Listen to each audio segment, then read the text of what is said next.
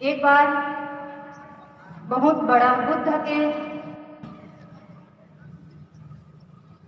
समारोह में सत्संग हो रहा था। लोग दूर दूर से पधार रहे थे, आते जाते रहते थे। एक व्यक्ति अंधा था, उसे कुछ दिखाई नहीं दे रहा था। वह उससे पूछा, भाई आप लोग कहाँ जा रहे हैं? उन्होंने कहा कि बहुत बड़ा एक सत्संग का समारोह हो रहा है, वहीं हम लोग जा रहे हैं। उस व्यक्ति ने कहा कि भाई मुझे भी अपने साथ ले जाओ, मैं भी सुनना चाहता हूँ। उन लोगों ने उसे अपने साथ ले गए और सत्संग पर बैठ गए। वहां सत्संग चल रहा था। सत्संग समाप्त होने के बाद सब लोग अपने अपने घर चले गए, लेकिन वो अंधा व्यक्ति था, वही बैठा था। सब लोग जाने के बाद शिष्य ने गुरु से पूछा, हे गुरुदेव, यह व्यक्ति इतना दुखी है, आंखों से अंधा है, शरीर से एकदम रोगी है, संसार में देखना हो तो इनसे दुखी तो कोई नहीं है। गुरु ने कहा, शिष्य इससे तो और बहुत बड़ा दुखी है, ये तो साधारण सी बात है। उन्होंने कहा, हे भगवान, मैं उस दुखी व्यक्ति का दर्शन करना चाहता हूँ, मुझे उसके दर्शन कराएं। गुरु ने कहा, ठीक है, मैं तुम्हें उसका दर्शन करा दूंगा, कल सुबह तैयार रहना। ऐसा कहकर चले गए। फिर सुबह हुआ, फिर दोनों एक राजा के राज्य में गए, जहां एक राजा का पुत्र जन्म लिया। वो एक मांस का पिंड था, शरीर में हड्डी नहीं था और पूरा शरीर रोगों से भरा था। घाव था उसके शरीर में और पूरा मवाद पीड़ निकल रहा था। राजा के पास गया, उसे देखा तो मेरे घर में गुरु पधारे हैं। उसको बड़ा आदर सत्कार से अपने घर लाया, उसकी पूजा पाठ किया और उसे बैठाया। और अपने बच्चों से कहा कि इस गुरु को इससे आशीर्वाद ले लीजिए, इससे प्रणाम कीजिए। सब बच्चे गुरु के जाकर चरणों में प्रणाम किए। तब कहने लगा कि हे राजन, जो तुम्हारे पुत्र है उसके हम दर्शन करने आए हैं, उसके हमें दर्शन करने। राजा ने कहा, मैं उस पुत्र के बारे में किसी को नहीं बताया, इसे कैसे पता चला? इसे तो मैं सिर्फ मैं ही जानता हूँ, रानी जानती हूँ और एक दासी जानती हूँ। फिर उसने कहा कि आप कौन से पुत्र की बात करते हैं भगवान? उन्होंने कहा, जो तुम्हारे वही पुत्र के बारे में मैं बात करता हूँ, जिस पुत्र को आपने किसी दूसरे स्थान पर रखा है, उसे अपने घर पे नहीं रखा है।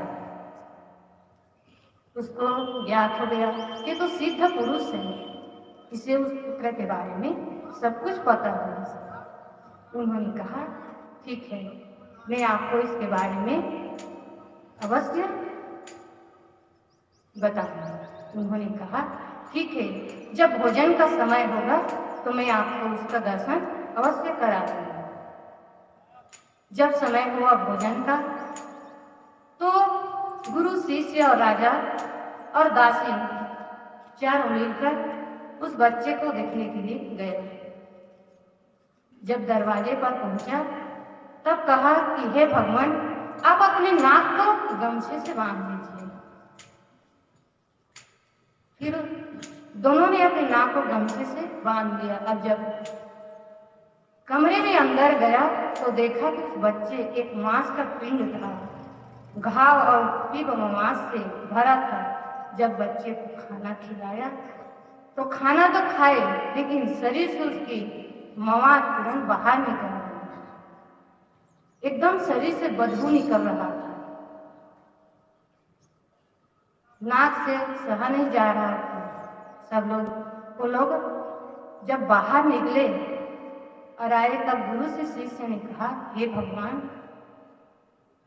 संसार में सिर्फ दुखिया कोई है ही नहीं है, देखता हूँ तो एक मांस का पिंड है और मवाद से भरा हुआ है।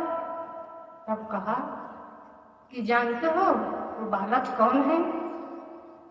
ये बालक एक राजा था जो अत्याचारी था, जो दूसरों को धन को लूटता था, छीना झपटी करता था, निरपराध बच्चे को कुएं में डाल देता था, हत्या कर देता था, धन लूटता था, गलत व्यवहार करता था।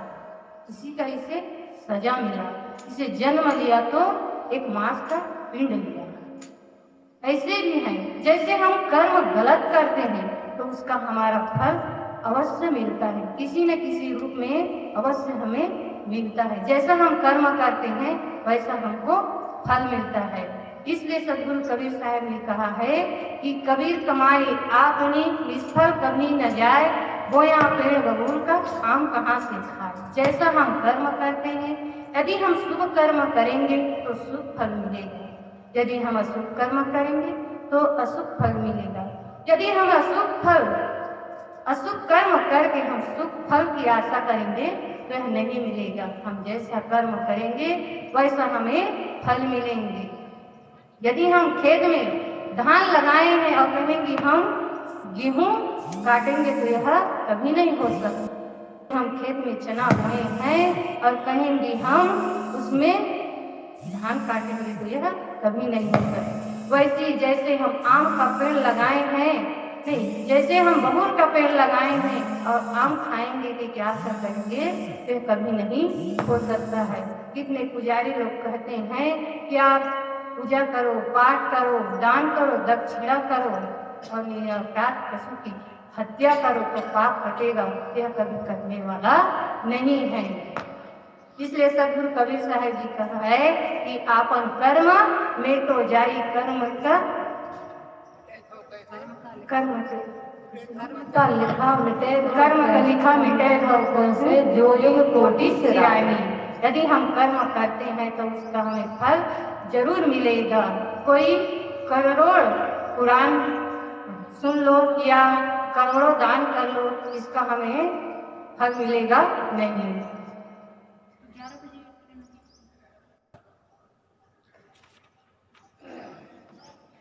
जिसे हम ईश्वर परमात्मा देवी देवता मानते हैं, हमें तारेंगे उबारेंगे कि हम कहते हैं, लेकिन वो हमें उबारने वाला नहीं है। कोई देवी देवता जो अपने कर्म का स्वयं भोग रहे हैं। कहा जाता है कि श्री रामचंद्र जी जिसे तीनों लोक का हम मालिक मानते हैं, उन्हें भी अपने कर्म का भोग मिला, उसे भी भोगना पड़ा। एक दिन उसे भी अपने कर्म का भोगना पड़ा। कहा जाता है उन्होंने नारद मुनि का, विष्णु भगवान ने जब नारद मुनि का चेहरा बंदर का बना दिया था, इसलिए उसे भी राम जन्म में उसका बंदर के सेना के साथ सीता की खोज के विरह में व्याकुल भटकना पड़ा। इसी प्रकार हमें भी अपने कर्म का फल किसी न किसी रूप में अवश्य मिलता है। आज नहीं तो कल हमें अवश्य मिलता है। जैसे हम कहीं जा रहे हैं और अनजान हो चाहे जान कर हो, हमारे पैर में अगर कांटे चुभ गए हैं तो तुरंत दर्द होगा या बाद में, लेकिन हमारे उसे दर्द अवश्य होगा। इसी प्रकार हमें अपने कर्मों का फल तो आज नहीं तो कल हमें अवश्य भोगना ही पड़ता है। इसलिए हमें चाहिए कि हमें अपने कर्म को सुधारें, अपने जीवन को सुधारें और किसी को दुख दर्द, किसी को पीड़ा या संताप या चोरी हिंसा गलत व्यवहार नहीं करके अपने जीवन को सफल बनाएं। इतना कहकर मैं अपनी वाणी को विराम देती हूँ।